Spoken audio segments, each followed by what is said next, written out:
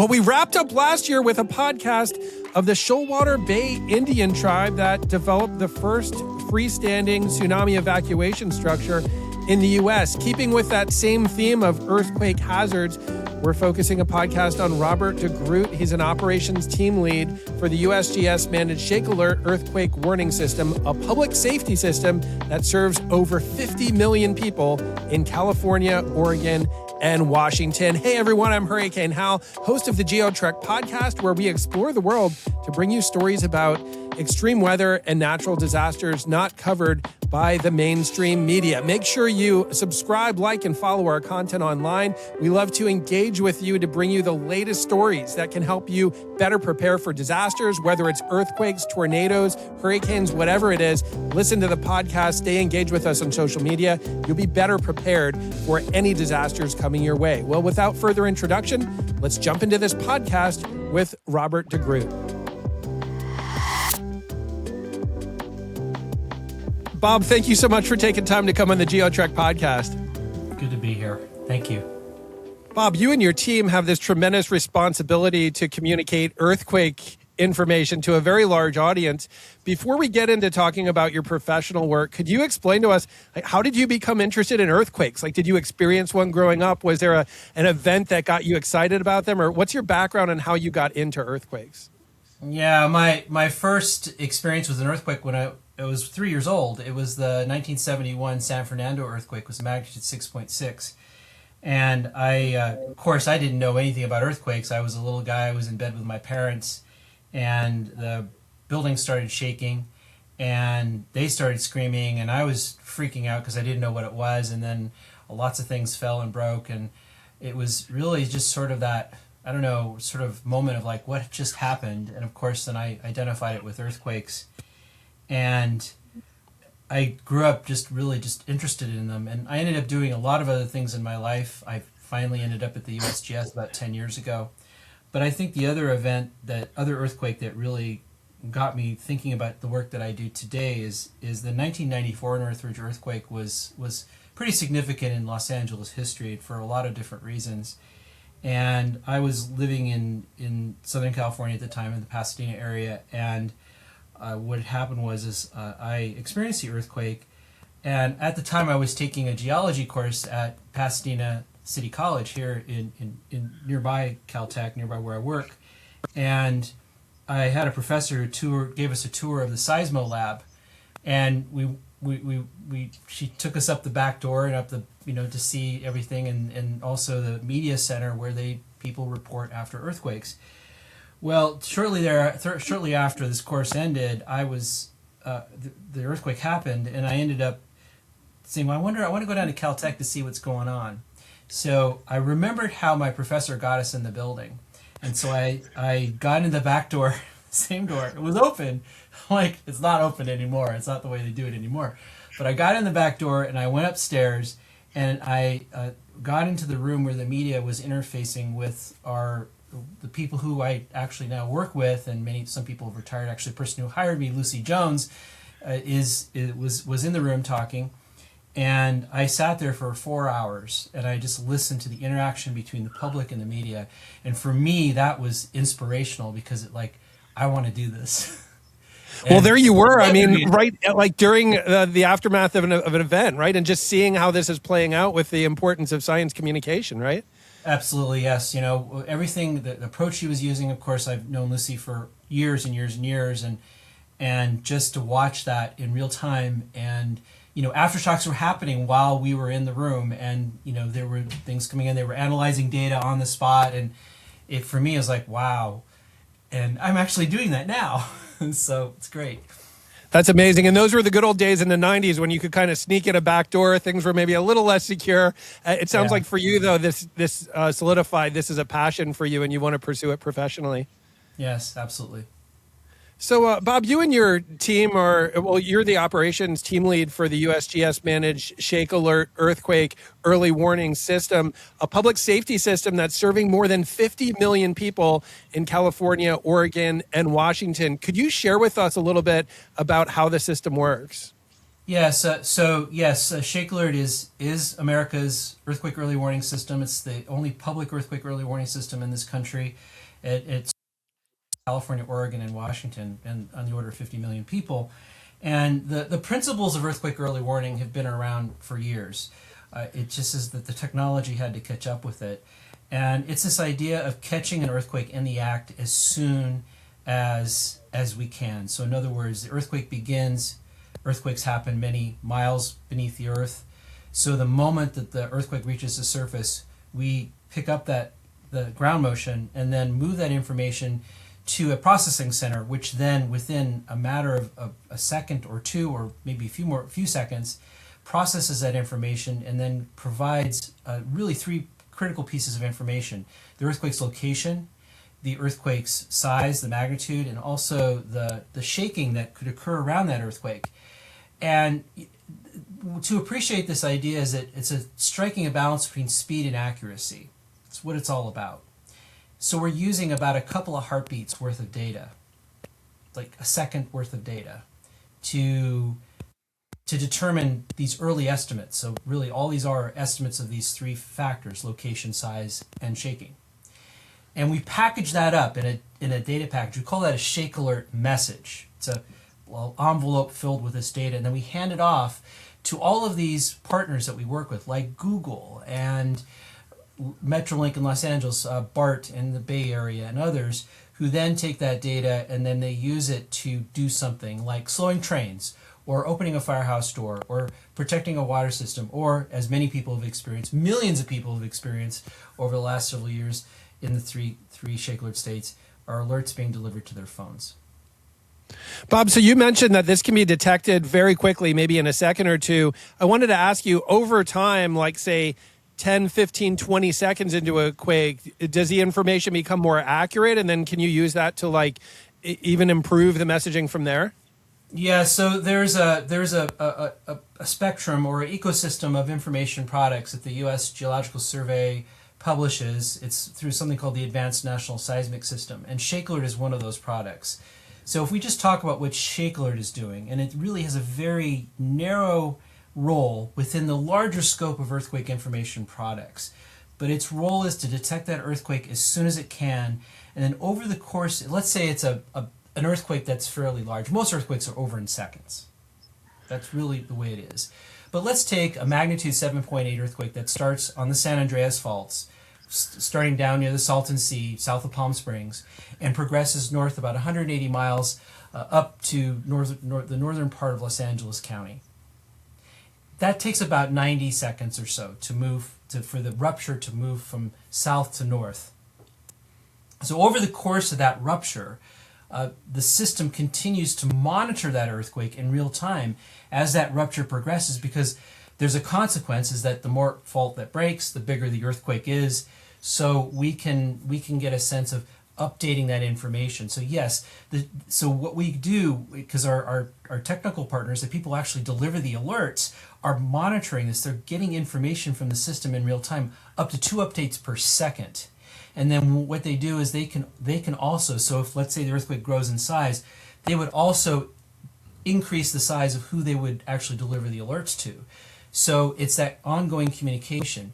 Now after a minute or so, ShakeAlert has done its thing, and then other things take over, other information sources then people use to send first responders to, like shake maps and things like that.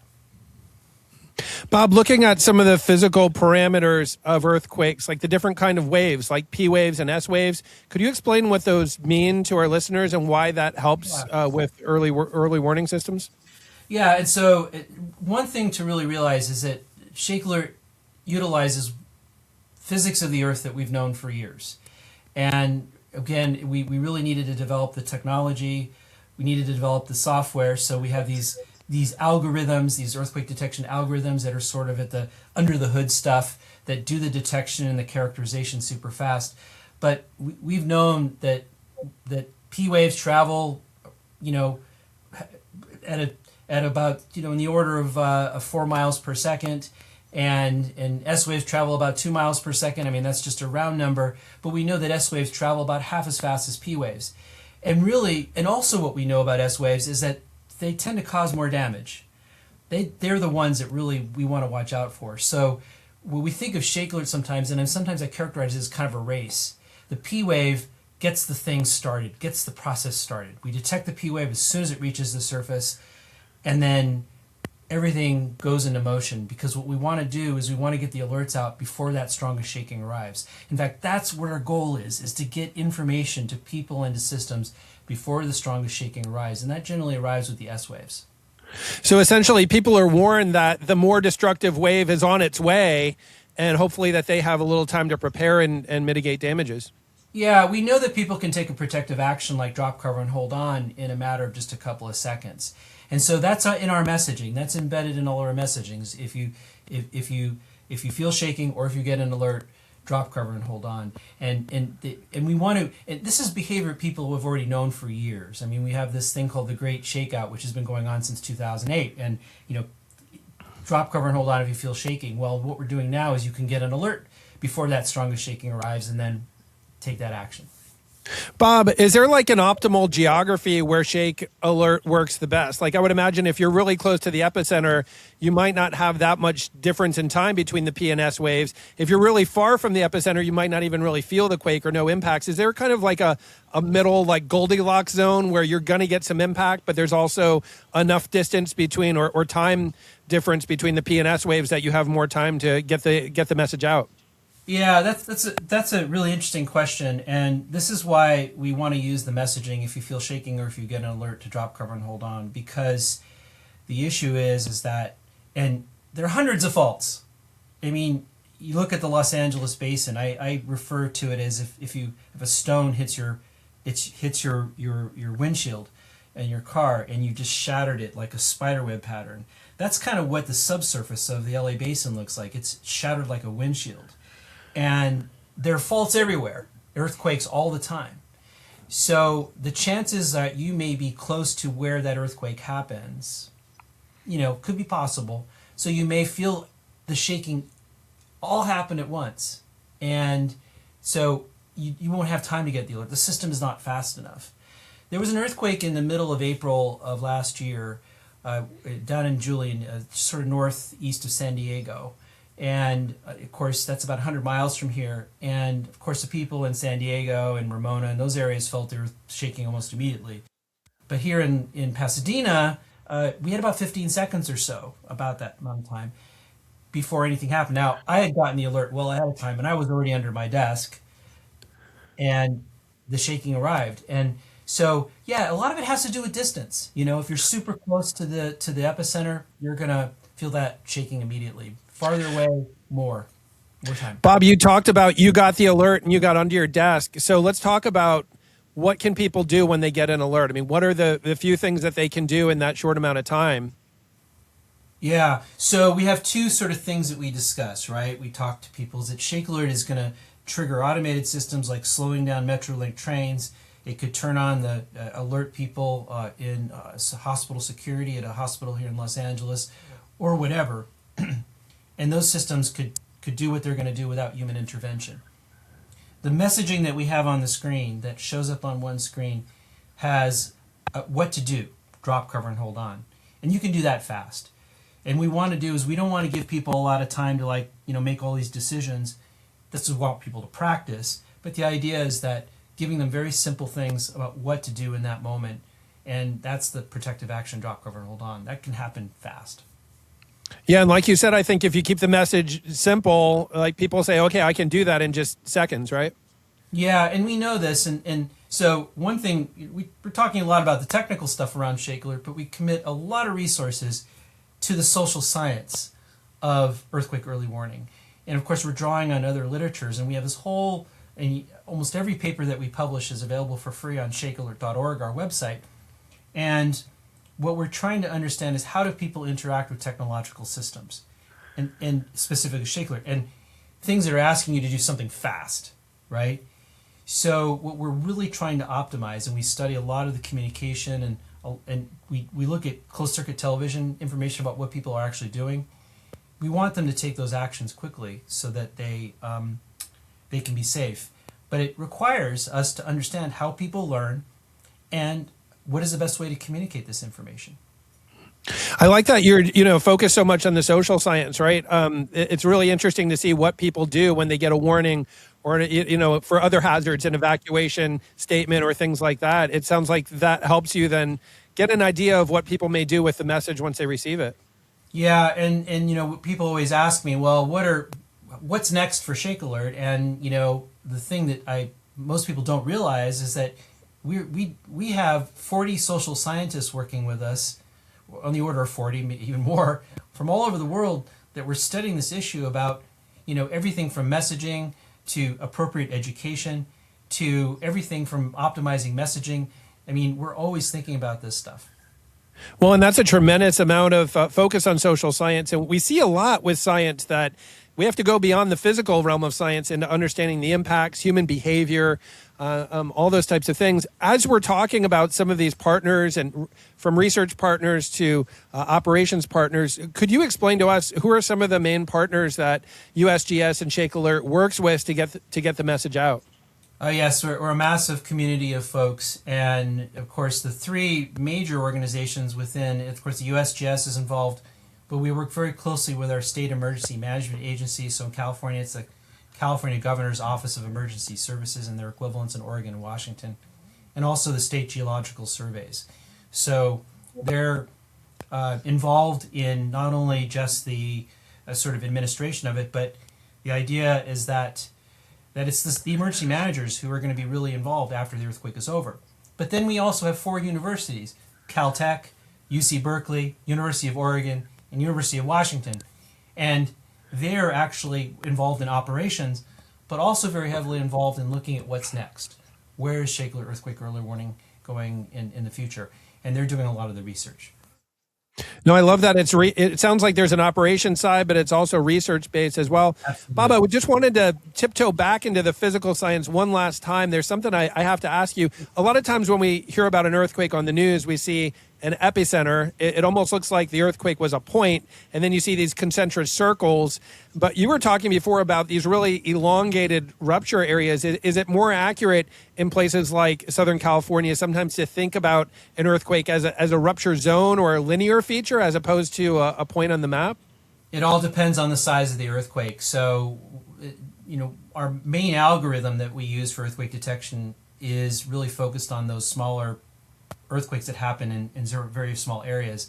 When the earthquake starts growing in size, and I use the example of a magnitude 7.8 rupture in Southern California, that is a rupture, a line along the fault that's 180 miles long.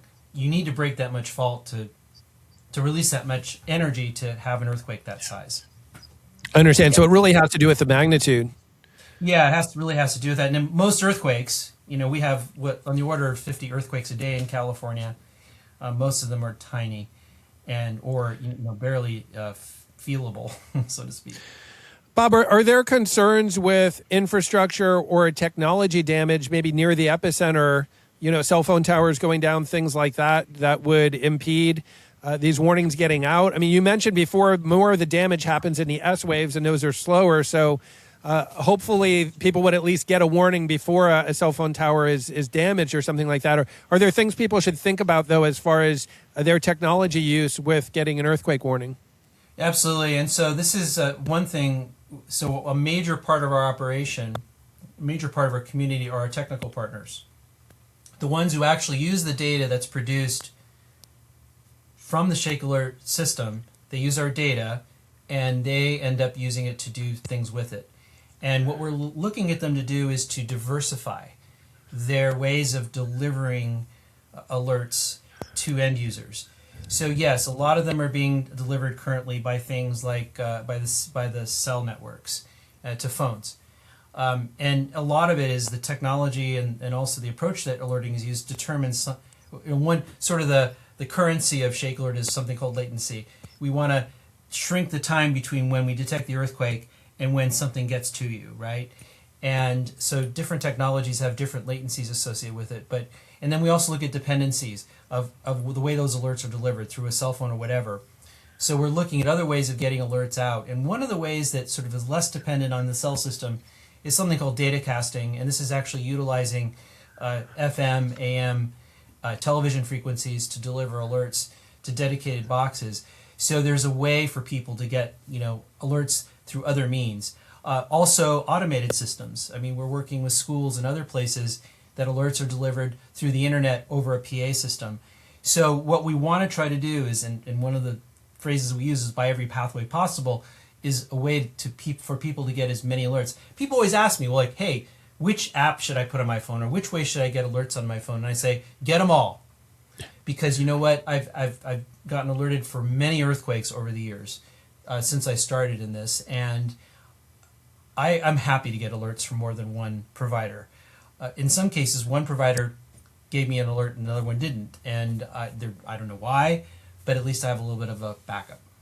So it sounds like there's some wisdom in having redundancy. If you're getting 2 or 3 notifications for a big event, right? What's the harm? It sounds like you're saying that these could play out differently in different events. Absolutely. And this is where the social science comes into play, right? Because we want the messaging, what is said in those messages, if you get 3 messages, they all got to kind of say the same thing. And so we work very closely with our partners to make sure that they're not like, not one partner is saying drop cover and hold on, and the other one saying get under the doorway, which is not a good idea. We make sure they all say the same thing. I see what you're saying. So it sounds like there's really, it's important to have consistency in messaging from all the partners. Absolutely, yes. And that's something that we're talking about all the time, and we're always trying to optimize that. And one thing is that we always tell people too, and this is actually part of one of our other products, is that, and we've seen this in many earthquakes, even in Southern California recently, is that there are aftershocks, and the aftershocks are sizable, right? So what we try to also convey to people is that, yeah, you may get this alert, you may feel the shaking, but remember, be ready for more shaking, because it can still go on. Yeah. Well, and let's talk about this, Bob. So it sounds like in some earthquakes, you're going to have a series of impacts that may take over an extended period of time. Could you talk a little bit about that? I mean, how could that potentially look in different areas? Well, I'm not completely clear on the question, but I think that one of the things that we are trying to look at is looking at the full spectrum of impacts and sort of possibilities. So, of course, ShakeAlert has a very narrow window of things that it does. It's really, I think of the analogy I use with ShakeAlert is that you go to your favorite bakery in the morning and you get that baguette and it smells wonderful, and you crack it open and you start chewing on it, and it's the most amazing thing in the world. And you say, that I want to go back to the same bakery to get another baguette. And by then the same baguette tastes terrible. It's stale, right? So ShakeAlert information goes stale pretty quickly. So what we are trying to get, and this is our sort of where we're going with things, is that we have other information products like ShakeMap and Pager and others that can provide better post-earthquake information. So for example, a ShakeMap, which is generally produced minutes after the earthquake is over, can provide first responders with really important information about where to send first response, areas that were shaken the most. In 1994, this resource did not exist. Now, we knew there was a lot of shaking in the San Fernando Valley, but did we know that there was an area of shaking that was really extensive in Santa Monica, on the other side of the Santa Monica Mountains? No, we didn't know that until people actually went there. Now that ShakeMap can give you that picture right away, well, within minutes after the earthquake. So, Bob, would it be accurate to say ShakeMap is really a great resource for mapping out what happened, but ShakeAlert is really separate? It's an early warning system. It's not necessarily a mapping system. Yeah, absolutely. Yeah. So ShakeAlert has its niche, right? And this is what we want to do, is we want to see how these products complement one another. So something like ShakeMap, or even earthquake notification service, people get emails on their, anybody can sign up for it. Is that they get information that happens in minutes or so, or maybe a minute or so after the earthquake, where ShakeAlert is operating in the realm of seconds. Yeah, Bob, so ShakeAlert is working once an earthquake has occurred. in December, there was a lot of high-profile media in Japan. The Japanese Meteorological Agency issued a mega quake warning. From what I read in the article in Time magazine, they said there was a 7.5 magnitude event. They thought that could potentially trigger another even larger event. And so it seemed, from what I read, and you have the expertise here, so I'm curious what you say, but it seemed like that was more predictive. Like they were predicting maybe a higher probability of an event that has not yet occurred. That's very different than what you do with ShakeAlert. What are your thoughts on like predictive things like this? What are the pros and cons? I mean, where are we going in the future with this concept of predictive earthquake risk analysis? Yeah, and again, the earthquake prediction has been around for a long time, and there have been various flavors of it and sort of various ways of thinking about it. And ShakeAlert has always operated on the principle of quick detection and quick processing and getting information out as quickly as possible. Sort of a middle ground between ShakeAlert and prediction is something called forecasting. And my colleagues who are in this area may characterize it a little bit different than I do. But earthquake forecasts, much like weather forecasts, are based on many data sources. And so we have had many, projects over the years. One in particular called the Uniform California Earthquake Rupture Forecast, or USERF, which has actually relied on many sources of data from the earthquakes. So the history of earthquakes in the area, people who are digging trenches to look at the fault itself, people using information from GPS, and sort of integrating all of that to get an understanding of what might happen next. So you see these reports like what will happen over the next 30 years or the next 100 years. And certain percentage of chance of an earthquake those size. Those have their value. And sort of more on a local level or on more of an earthquake-related level is that for earthquakes that are magnitude 4 or larger, we publish what's called an Operational Aftershock Forecast, or OAF. And that's all available on the event page from an earthquake. And that will tell you, like, over the next week, there is an X% chance of a magnitude 3 or plus earthquake, or so on. It gives you information along those lines. And that's just giving you a sense of what, and historically what we know about that area. There are a lot of factors that go into that. So the forecasting part is based more on sort of like if you've slammed together all this data about what you know about something based on what's happened in the past, you can say that potentially this will happen in the future. Now, of course, ShakeAlert is more in the moment, right? We want to like get it moving right away. So that's really where we are. And so we're not completely like leaving prediction aside, although that's not our thing. We are mostly focused on what can we do to get information moving to where it needs to go as quickly as possible. Well, and Bob, what I love with ShakeAlert, I mean, now we have the technology that we can do telecommunication instantaneously across large areas. It opens the opportunity. Why not communicate about that event that's already happened? Because, you go back decades ago, people wouldn't know that they're going to get hit really hard in 8 seconds, right? Or in 25 seconds. It seems like, why not take that opportunity? We know it's already happened. Why not rush that communication out and really mitigate losses? Right, exactly. And that's the thing is that, you still have the option if you feel shaking to take that protective action. But if you can get a couple of seconds. And really what we're mostly concerned about, and this has always been something that's been talked about for years, even at the beginnings of the Great Shakeout, is that if you wait, the longer you wait, the potential of you getting hurt is much, much larger. So the shaking from an event could grow very quickly, and the ability to do what you need to do to protect yourself may not be as easy once that shaking level grows, and that can happen. It doesn't happen to all earthquakes. I mean, most earthquakes are small, but it's a chance to get a little extra time to do what you need to do. Bob, where do you think we're going as far as the science, products, communication, partnerships, all of this? Where are we going in the next, say, 10 to 15 years?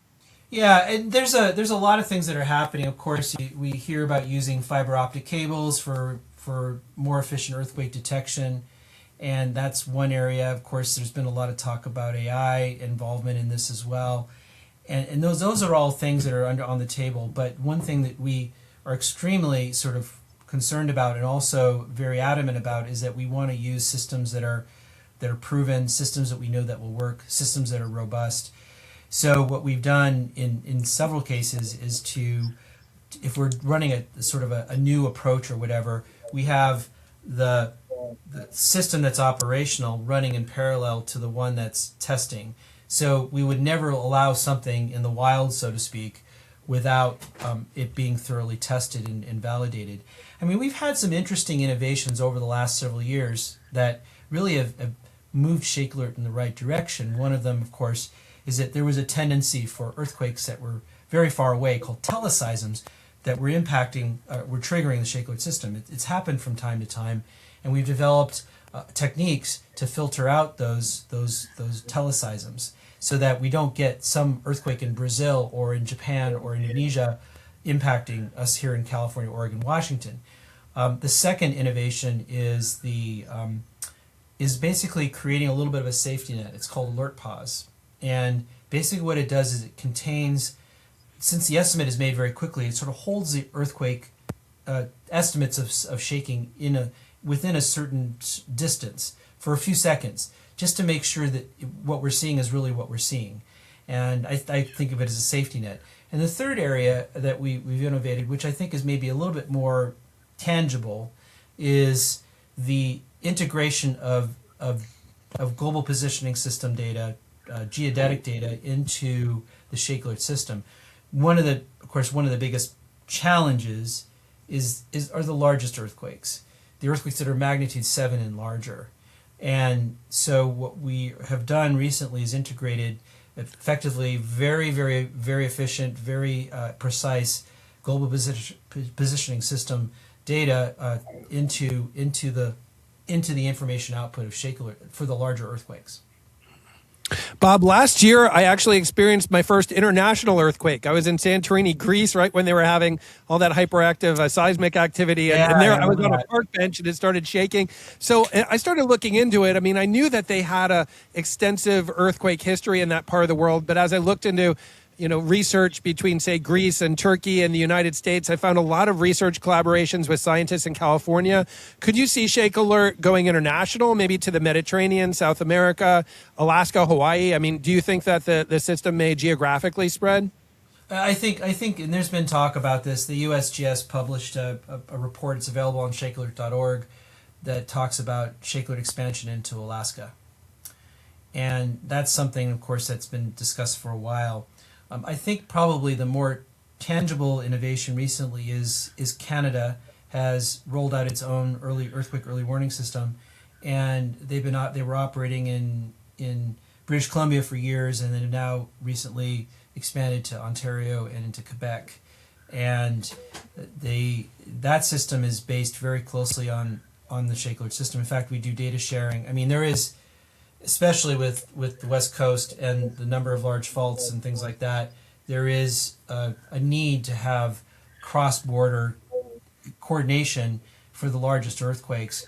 So the Canadian system, in our collaboration with Canada, has been extensive and continues, and we work with them all the time. So that's really one of the most tangible things.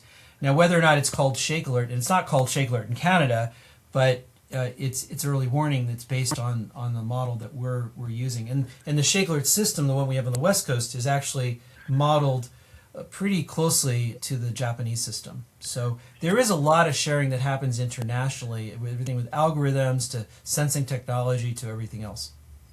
Bob, I know our listeners are really going to really enjoy this. We focus in the podcast a lot on things you can do to take action, things you can do to mitigate losses. Our friends, especially in the U.S. West Coast, are really going to enjoy this podcast episode. How can our listeners find you, your research team, anything about ShakeAlert, either online or also at conferences and workshops? Yeah, so we have our website, shakealert.org, which has all kinds of information about the ShakeAlert system. There's peer-reviewed papers, both in social science and in the technical realm. All of it's available for anyone who wants to partake. But if people are just interested, like, how do I get ShakeAlert on my phone? What I really recommend people to do is there's a page on the USGS website, and all they need to do in their browser is just type in "Be ShakeAlert Safe," "Be ShakeAlert Safe," and that will take them directly to a page on the USGS, or we'll give them a link. We'll show them how to set up their phones to receive ShakeAlert powered alerts, to power their phone with ShakeAlert, so to speak. And then we're on X at USGS_ShakeAlert, and you can follow us. And what we do is every time there's a ShakeAlert system activation that impacts people or systems, we post on our X account at USGS_ShakeAlert. So those are there. And then as far as finding us in other places, we have we're people who go to conferences like the National Science Teaching Association. We have several presentations there. We're present at we other meetings like the American Geophysical Union. We have that sort of presence in these places, but we also work very closely with our partners in all 3 states, like the state emergency management agencies, where they will be giving public safety talks or at safety fairs or other things. We're also in the process of training community emergency response teams, CERT teams, to be able to do work and sharing what ShakeAlert is and what we're doing. Bob, that's tremendous. It sounds like people can easily find you online, your products as well, and then at conferences and workshops, especially in those 3 states along the Pacific coast. Bob, as we wrap up this episode of the GeoTrek podcast, what's one last take-home message you'd like to share with our listeners? I think a really important thing is, of course, ShakeAlert is an amazing technology, and it's important to know what it can and can't do, but really to understand it's a tool. And our vision is earthquake early warning for all. That's what we say. And it's true. So if you happen to be visiting California for just a day or 2, you can still set up your phone to receive ShakeAlert Power Alerts. Basically search for Be ShakeAlert Safe. So it's an important tool. It's going to make your adventures in earthquake country even safer. Well, Bob, thank you so much for taking time to share about ShakeAlert, to engage with our audience. We trust the work you're doing is going to help save a lot of lives and help reduce financial and economic damage as well. Thanks so much for all you do, and we're going to continue to follow you online and the progress of ShakeAlert in the future. Thank you. Great to talk with you.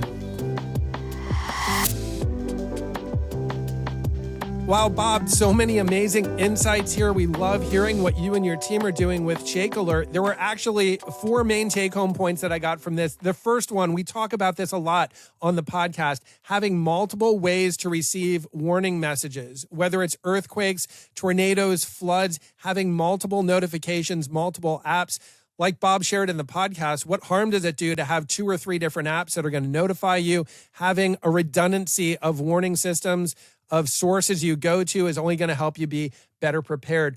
Number 2, I thought it was really interesting. I was thinking of ShakeAlert as a warning system for residents, but Bob mentioned if you're traveling to California or Oregon or Washington, download their app on your phone. You never know when an earthquake's going to hit. It could happen during a business trip, a family vacation. At all times, if you're traveling out to the West Coast, you definitely want ShakeAlert to be in your pocket to warn you of potential earthquakes. I just was amazed by the technological advances, and I was thinking, more than 20 years ago, we could not have had something like ShakeAlert. We all have smartphones in our pockets. This technology that we have instantaneous telecommunications, it's enabling ShakeAlert to actually communicate and outrun earthquakes, to get to people, to warn them that a damaging quake may be on the way. I was just amazed talking to him about the innovations that we've had over the past 2 decades or so. And then lastly, I loved his story about sneaking into the earthquake communication emergency messaging meeting uninvited in the 90s. It reminded me that a lot of the people we have on the podcast, a lot of these professionals, this is not a job for them, it's a passion. I mean, they've always wanted to do this kind of engagement and communication to make a difference, to save lives, to reduce losses. Reminds me, when I was 14 years old, I actually walked to an airport to find the National Weather Service office because I was so passionate to learn more. They made me a severe weather spotter on the scene. So Bob's story about sneaking into that meeting in the 90s, I loved it. It shows his passion for earthquake knowledge, science, and communication as well. Thank you so much for listening to the podcast. Your faithful support to all of our listeners helps make us a top-rated podcast on the topic of natural disasters. You can always find us online on social media. We're GeoTrek. Definitely make sure you're liking, subscribing, and following to our content online. Understanding and engaging with these stories will help to make you, your family, and your community better prepared for natural disasters. I'm the host of the GeoTrek podcast, Hurricane Hal, and we'll catch you on the next episode of the GeoTrek podcast.